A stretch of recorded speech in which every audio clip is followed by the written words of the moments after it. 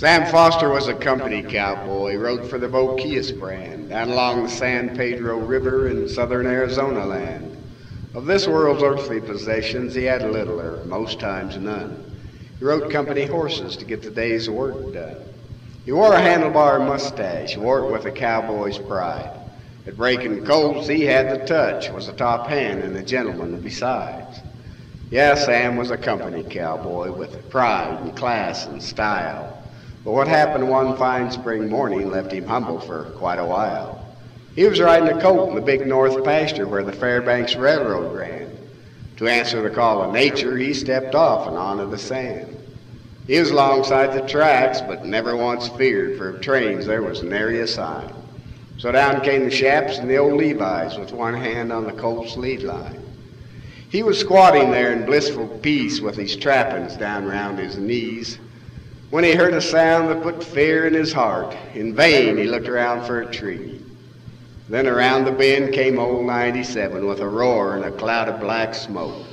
She was plumb full of dudes from up Tucson way. From her windows, heads and cameras were poked. The old colt's eyes rolled back and showed white. He backed up and tried to run off from the noise and whistle.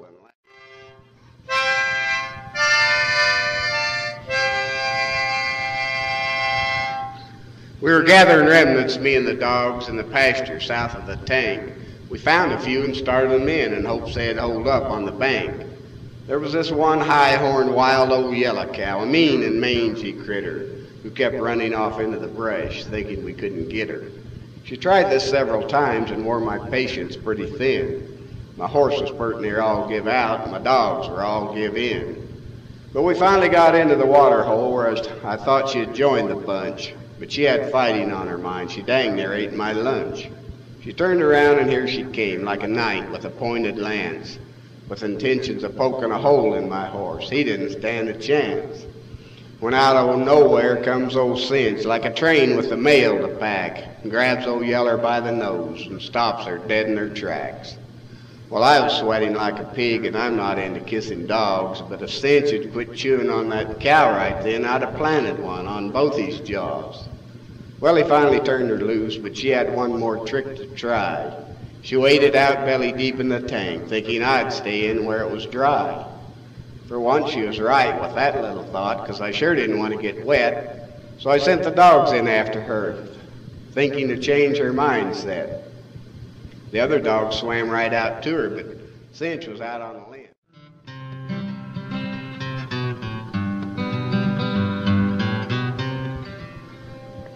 Got a call the other day, said your cow is mighty sick. She's laying down by Martinez's tank. You better hurry and come quick. Well, I said I'd hurry all I could, though I was quite a ways away, but I'd shake, rattle, and roll and get there sometime today. So me and my wife and little baby hop in the old pickup and heads her straight for Martinez's tank, through the rain, the mud, and the muck.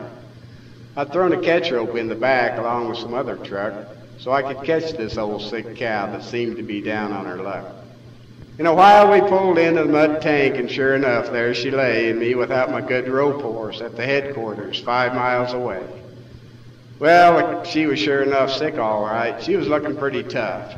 Her tongue was hanging out a foot. It was dry and peely, mighty rough. Her calf was standing close nearby, about to heed the master's call. Hadn't had much to eat, wasn't nothing but a small hairball. So I grabbed my rope from the back and thought I couldn't be beat to rope that critter around her neck before she could get on her feet. But she had a lot more life than I thought. She got up and trotted off. And without my horse, I'm not much good. My feet are slow and soft.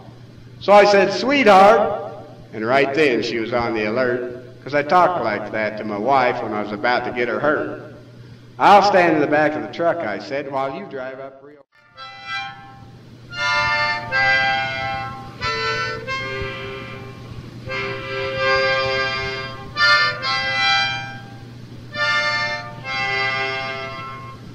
New neighbors moved in, bought the Ellsworth place, and they have a big wolf dog, I hear.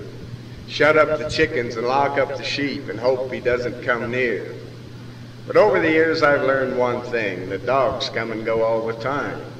Good neighbors, however, are a little more scarce, a commodity that's darn hard to find. Bought a tractor the other day, couldn't pass it up to use around here on the farm. There's one problem, though, with this big tractor trade. It's sitting in a Mesa feller's yard. Well, I figured and stewed for nearly 2 weeks, trying to work out a scheme to get that farm all to my homestead and thus put an end to my dream. Then my good neighbor steps in and calms all my fears and says, your problem's just a small thing.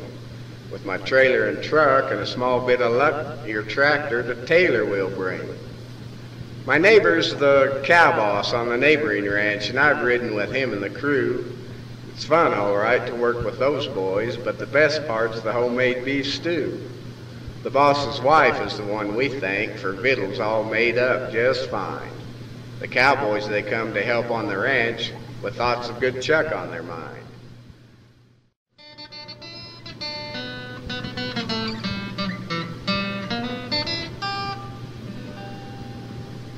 Those S-Hard cattle boys, I'm here to tell now, they're a special breed. Their disposition ain't the best. In fact, it's the worst I've ever seen.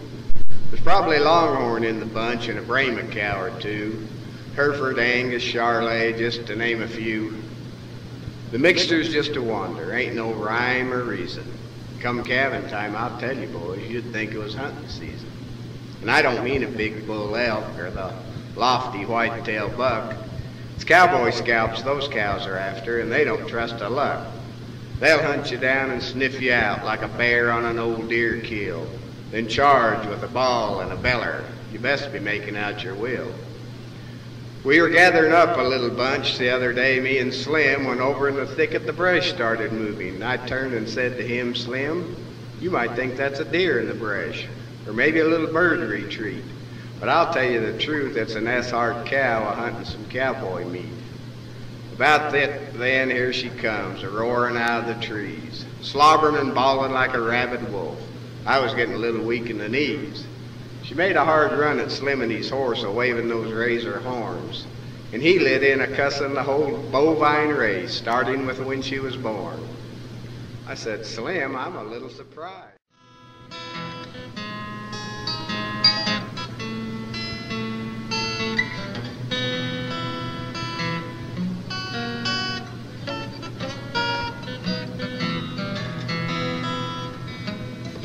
It was summertime on the old Bar X in Pleasant Valley, just under the rim. The rains had come and the feed was green. Mother Nature could commit no sin. Heaven's like this, I've heard cowboys say, with grass and water galore. Fat cattle, slick horses, lots of cool shade, enough for the rich and the poor. Jed Flake was riding around Hagler Creek, checking the water, cattle, and feed. It was a peaceful time and all was well. To worry there was no need. Jed had just topped the rise and was looking around, and there in the canyon below was an old black bear sniffing the air to decide on which way to go. Says Jed, Mr. Bear, you're up to no good. I can tell by your bad sneaky ways. I know you've been eyeing that small crippled calf because you made a run at him yesterday. So Jed went to town and bought a bear trap and set it way down in the draw. And sure enough, in just 2 or 3 days, he caught it by the left front paw. There was just one problem. It was summertime. Bear season was some months away.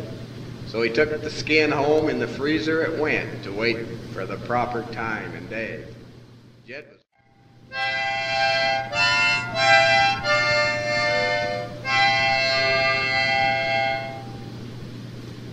Cowboys are a special breed. They can fix most anything.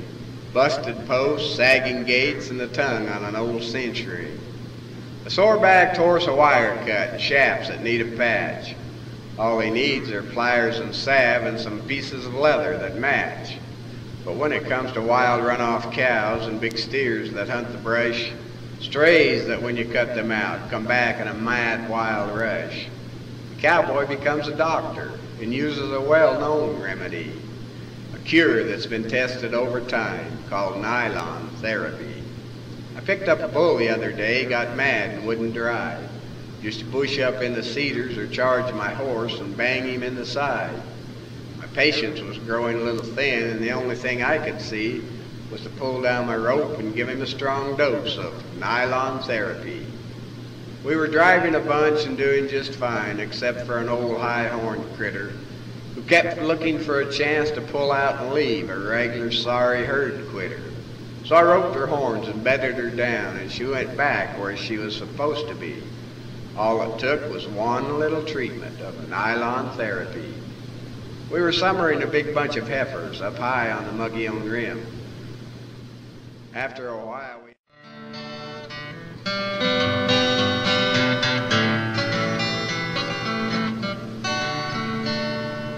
It's morning here at the Rock House. Got no time to rest. Have to take some salt to rig in the tank, a 6-hour trip at best. So I caught my mule and loaded him up with 2 blocks on each side and threw my lash cinch over the pack against his sorry old hide. Now this mule was barely green broke and common labor beneath his dignity, and every little while he'd unload the pack.